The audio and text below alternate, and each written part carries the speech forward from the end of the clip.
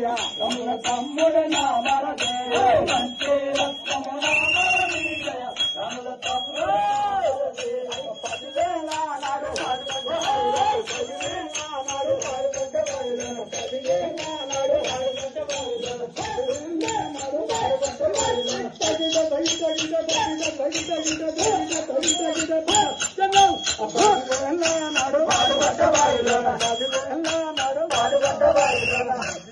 అన్నాడు పాడుపడ్డ బాయిలో తోట కన్ను జమ్మన నా మరదే కన్ను